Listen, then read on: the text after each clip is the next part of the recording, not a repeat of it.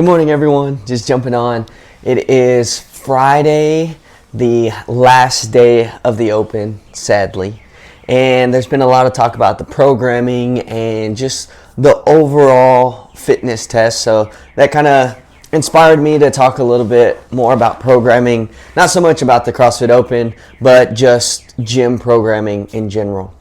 And it's something that is different for everyone. There's so many different beliefs of how you should program, what kind of programs work best, and there's just a world filled with so many different programs. And I'm just going to talk about a little bit of things that I see that are important, and maybe just some tips if you are a new owner, new coach, of what you should be looking for that I wish someone would have shared with me when I first started coaching. Okay, so first thing is going to be, what type of program is best for your members, or if you're just doing programming for yourself, what is best for you? And there's so many different programs. For example, you have Mayhem programming, you have Proven programming, and the list goes on and on. And personally, what I see a lot with those, and I actually used to do programming like this, but it's where everything was so boxed in that 1 hour. So we had things from the brief, if there even was a brief, to the warm-up, to accessory before the workout, maybe a strength before the workout, then the workout, and then you do accessory at the end. And personally for me, after being in CrossFit for a while, that's, for me, too much. My goal is to do this for as long as I can. Yes, right now I still train for competitions and things like that where the volume is a little bit higher.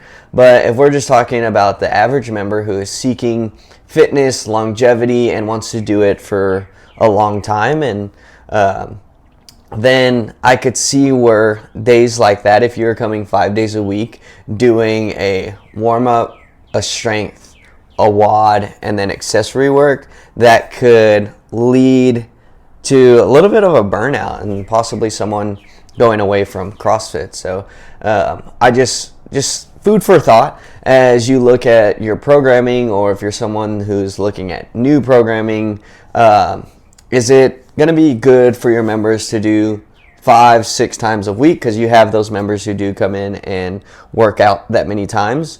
Or is it too much? Is it too much volume? Is it a lot of squatting, a lot of weight? Because eventually over time, if you're doing that every single day, your body is going to force you to rest. And however it does that, I'm not too sure.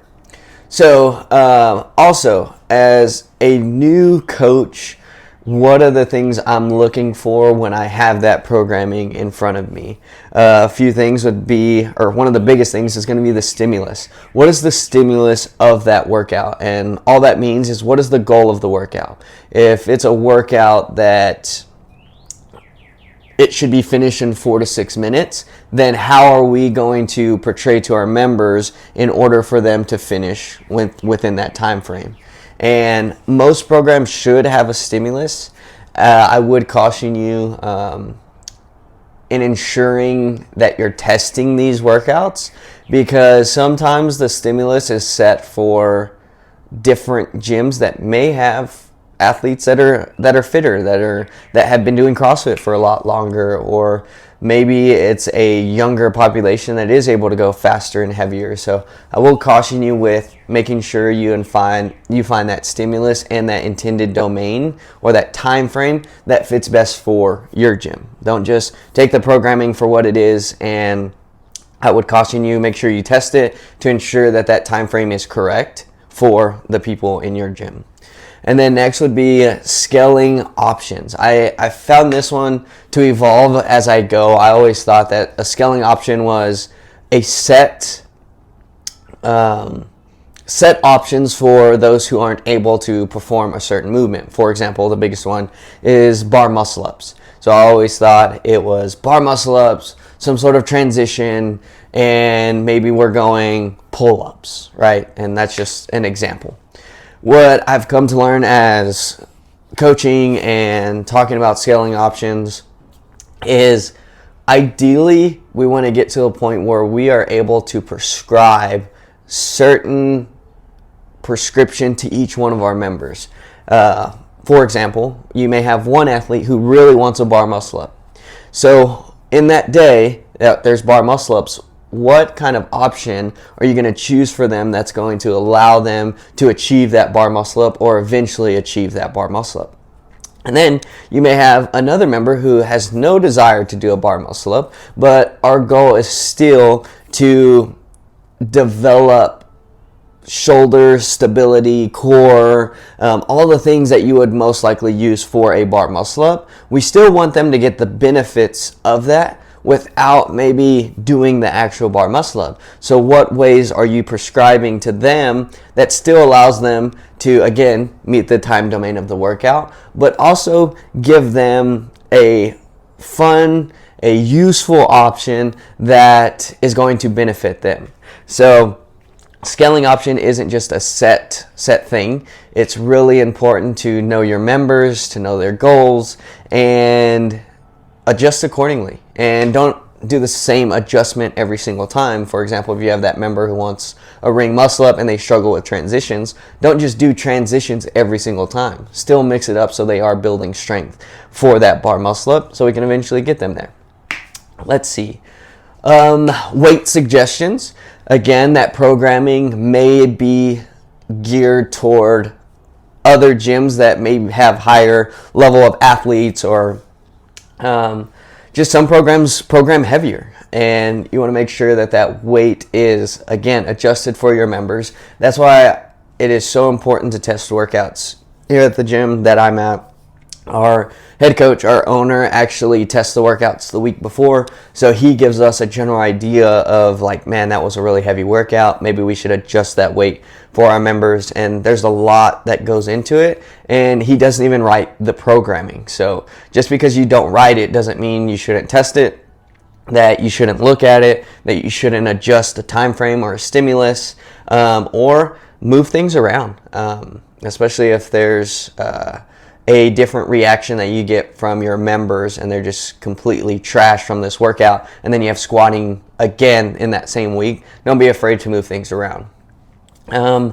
Also, in that programming as a coach, you should be looking at how things are going to flow. One thing I've been learning in coaching development is, how do we set the class up in order to be successful when we're going into our brief, our specific warm-ups? What are we doing that's going to allow us to do that? For example, if you need bands and PVC pipes, when is the best time to go get that? Is that right after the brief? Is it we're jumping on a bike and as we're alternating, half are going to get their PVC pipe and band?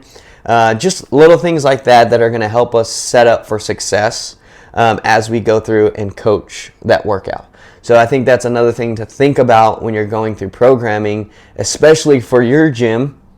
If you have a gym who's programming for you, but they also program for several other gyms, and other gyms are massive and they have all this amount of space, and then you're at a smaller gym, are you taking the time to look at that workout, to look at the plan, to look at the flow, to adjust accordingly to make sure that not only your members are safe, but again, you go back to that flow of the class and the workout to allow you more time to spend on coaching rather than just empty transitions of moving back and forth, which is really awesome. Last thing that I'll encourage you to do as a coach is get feedback. I just started here at the gym I'm at. First started with just shadows. My head coach would come in, watch, kind of give me critiques, what I did good, what I did bad, or maybe not bad, but what I need to change to get better. And it's been a huge game changer in how I've been coaching. Previously at other gyms, I didn't have as much of that, and I think I would have been a better coach sooner if those things were in place. So I think it's important, even if you're the only coach, record a video and send it to another coach. I know they're starting to do that more. We work with another coach who is not in within our gym. So it allows for different perspectives and allows you to evolve, grow, and bring better scaling options, better progressions, better ways to just keep things fun and keep our gym members healthy and fit, which is the overall goal. But that's just my little spiel about programming, some things that maybe you can take or maybe some things that you haven't tried. They're really good in coaching development and ensuring that your programming is right for your members, not just a plan that you take from online and you give it to your community. But I hope y'all have a great day and have fun in the open today.